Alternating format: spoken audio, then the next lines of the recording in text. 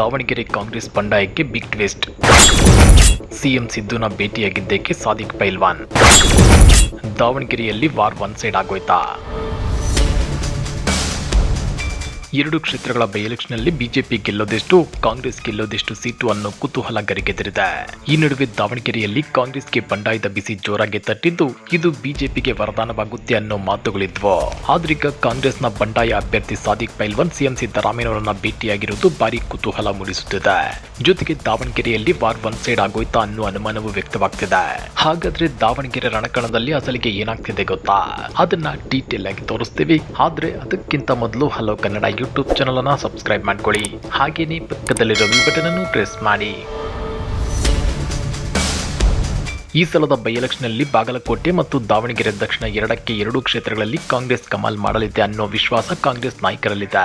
ಅದಕ್ಕೆ ತಕ್ಕಂತೆ ಬಿಜೆಪಿ ಬೇಳೆ ಬೇಯದಂತೆ ಕಾಂಗ್ರೆಸ್ ನೋಡಿಕೊಳ್ತಾ ಇದೆ. ಯಾಕಂದ್ರೆ ಎರಡೂ ಕ್ಷೇತ್ರಗಳು ಕಾಂಗ್ರೆಸ್ನ ಶಾಸಕರೆಂದರೆ ತೆರವಾದ ಕ್ಷೇತ್ರಗಳು. ಹೀಗಾಗಿ ಮೃತರ ಸಂಬಂಧಿಕರನ್ನೇ ಕಾಂಗ್ರೆಸ್ ಕಣಕ್ಕಿಳಿಸಿದ್ದು, ಕಾಂಗ್ರೆಸ್ಗೆ ಅನುಕಂಪದ ಅಲೆ ಚುನಾವಣೆಯಲ್ಲಿ ವರ್ಕೌಟ್ ಆಗೋ ಸಾಧ್ಯತೆ ಇದೆ. ಜೊತೆಗೆ ಉಪಚುನಾವಣೆಗಳಲ್ಲಿ ಯಾವಾಗಲೂ ರೂಲಿಂಗ್ ಪಾರ್ಟಿಗೆ ಗೆಲ್ಲುವ ಅವಕಾಶಗಳು ಹೆಚ್ಚಾಗಿರ್ತವೆ. ಆದ್ರೆ ದಾವಣಗೆರೆಯಲ್ಲಿ ಕಾಂಗ್ರೆಸ್ ಪಕ್ಷಕ್ಕೆ ಬಂಡಾಯದ ಬಿಸಿ ಹೆಚ್ಚಾಗಿತ್ತು. ಅದರಲ್ಲೂ ಸಾದಿಕ್ ಪೈಲ್ವಾನ್ ನಾಮಪತ್ರ ವಾಪಸ್ ಪಡೆಯದೆ ಕಣದಲ್ಲೇ ಉಳಿದುಕೊಂಡಿದ್ದು ತಲೆನೋವಾಗಿ ಪರಿಣಮಿಸಿತ್ತು. ಆದ್ರೆ ನಿನ್ನೆ ಸಾದಿಕ್ ಪೈಲ್ವಾನ್ ಅವರು ಸಡನ್ ಆಗಿ ಸಿಎಂ ಸಿದ್ದರಾಮಯ್ಯನವರನ್ನ ಭೇಟಿಯಾಗಿರುವುದು ಭಾರಿ ಕುತೂಹಲ ಕೆರಳಿಸಿದೆ. ಹೌದು ವೀಕ್ಷಕರೇ, ಕಾಂಗ್ರೆಸ್ ಶಾಸಕರಾದ ರಿಜ್ವಾನ್ ಅರ್ಷದ್ ಹಾಗೂ ಸಲೀಂ ಅಹಮದ್ ಖಾನ್ ಅವರು ನಿನ್ನೆ ಸಾದಿಕ್ ಪೈಲ್ವಾನ್ ಅವರನ್ನ ಮುಖ್ಯಮಂತ್ರಿಗಳ ಅಧಿಕೃತ ನಿವಾಸ ಕಾವೇರಿಗೆ ಕರೆದುಕೊಂಡು ಬಂದಿದ್ರು. ಸಿಎಂ ಸಿದ್ದರಾಮಯ್ಯನವರು ಸಾದಿಕ್ ಪೈಲ್ವಾನ್ ಅವರ ಮನವೊಲಿಸುವಲ್ಲಿ ಯಶಸ್ವಿಯಾಗಿದ್ದು, ಕಾಂಗ್ರೆಸ್ ಅಭ್ಯರ್ಥಿಯ ಪರವಾಗಿ ಪ್ರಚಾರ ಮಾಡಲು ಒಪ್ಪಿಕೊಂಡಿದ್ದಾರೆ ಅನ್ನೋ ಮಾಹಿತಿ ಲಭ್ಯವಾಗಿದೆ. ಹೀಗಾಗಿ ದಾವಣಗೆರೆ ಮತ್ತು ಬಾಗಲಕೋಟೆ ಎರಡೂ ಕಡೆ ಕಾಂಗ್ರೆಸ್ ಗೆಲ್ಲಲಿದೆ ಎಂಬ ವಿಶ್ವಾಸವನ್ನ ಸಿಎಂ ಸಿದ್ದರಾಮಯ್ಯ ವ್ಯಕ್ತಪಡಿಸಿದ್ದಾರೆ. ಈ ಬಗ್ಗೆ ರಿಯಾಕ್ಟ್ ಮಾಡಿರೋ ಸಿಎಂ ಸಿದ್ದರಾಮಯ್ಯ, ಸಾದಿಕ್ ಪೈಲ್ವಾನ್ ಅವರು ನನಗೆ ಬಹಳ ವರ್ಷಗಳಿಂದ ಪರಿಚಯವಾಗಿದ್ದಾರೆ. ಮೈಸೂರಿನ ಕುಸ್ತಿ ಅಖಾಡಗಳಲ್ಲಿ ಅವರು ಪಾಲ್ಗೊಂಡಾಗ ಭೇಟಿಯಾಗುತ್ತಿದ್ದೆ ಎಂದಿದ್ದಾರೆ. ಜೊತೆಗೆ ಅಭ್ಯರ್ಥಿಯಾಗಬೇಕೆಂದು ಬಯಸುವುದು ತಪ್ಪೇನಿಲ್ಲ ಅಂತಾನು ಹೇಳಿದ್ದಾರೆ.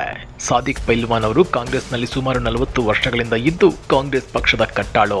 ದಾವಣಗೆರೆಯಲ್ಲಿ 70,000 ಮುಸ್ಲಿಂ ಮತದಾರರಿದ್ದು ಟಿಕೆಟ್ ಆಕಾಂಕ್ಷಿಗಳಾಗಿದ್ರು. ಹೈಕಮಾಂಡ್ ಇದನ್ನ ಪರಿಶೀಲಿಸಿ ಮೃತರಾದವರ ಕುಟುಂಬದವರಿಗೆ ಟಿಕೆಟ್ ನೀಡುವ ಪದ್ಧತಿಯಂತೆ ಸಚಿವ ಎಸ್ ಮಲ್ಲಿಕಾರ್ಜುನ್ ಅವರ ಪುತ್ರ ಸಮರ್ಥ ಅವರಿಗೆ ಟಿಕೆಟ್ ನೀಡಲಾಗಿದೆ ಅಂತ ಹೇಳಿದ್ದಾರೆ. ಇತ್ತ ನಾಮಪತ್ರ ಸಲ್ಲಿಸಿ ಕಾಂಗ್ರೆಸ್ಗೆ ತಲೆನೋವಾಗಿದ್ದ ಸಾದಿಕ್ ಪೈಲ್ವಾನ್ ಕೂಟ ಈ ಬಗ್ಗೆ ರಿಯಾಕ್ಟ್ ಮಾಡಿದ್ದು, ಟಿಕೆಟ್ ನಿರಾಕರಿಸಿದ್ದಕ್ಕೆ ಆಕ್ರೋಶಗೊಂಡು ನಾಮಪತ್ರ ಸಲ್ಲಿಸಿದ್ದೆ. ನಿಮ್ಮ ಜೊತೆಗಿನ ಮಾತುಕತೆ ಸಮಾಧಾನ ತಂದಿದೆ. ಈಗಿನಿಂದಲೇ ಪಕ್ಷದ ಅಭ್ಯರ್ಥಿ ಪರವಾಗಿ ಕೆಲಸ ಮಾಡುತ್ತೇನೆ. ನಮ್ಮ ಕ್ಷೇತ್ರದಲ್ಲಿ ಬಿಜೆಪಿ ಗೆಲ್ಲಬಾರದು. ನಾವೆಲ್ಲರೂ ಒಗ್ಗಟ್ಟಿನಿಂದ ಕೆಲಸ ಮಾಡುತ್ತೇವೆ ಅಂತೇಳಿ ಸಾದಿಕ್ ಅವರು ಸಿಎಂ ಸಿದ್ದರಾಮಯ್ಯನವರಿಗೆ ಭರವಸೆ ನೀಡಿದ್ದಾರೆ ಅನ್ನೋ ಮಾಹಿತಿ ಇದೆ. ಸಿಎಂ ಭೇಟಿ ಬಳಿಕ ಡಿಸಿಎಂ ಡಿಕೆ ಶಿವಕುಮಾರ್ ಭೇಟಿಗೆ ಸಾದಿಕ್ ಪೈಲ್ವಾನ್ ತೆರಳಿದ್ದಾರೆ.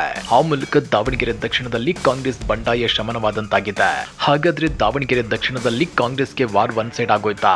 ಈ ರಣಕಣದಲ್ಲಿ ಬಿಜೆಪಿ ತಿಪ್ಪರ್ಲಾಗ ಹೊಡೆದ್ರು ಗೆಲ್ಲೋದಕ್ಕಾಗಲ್ವಾ? ಕಮೆಂಟ್ ಮಾಡಿ, ವಿಡಿಯೋ ಲೈಕ್ ಮಾಡಿ, ಶೇರ್ ಮಾಡಿ.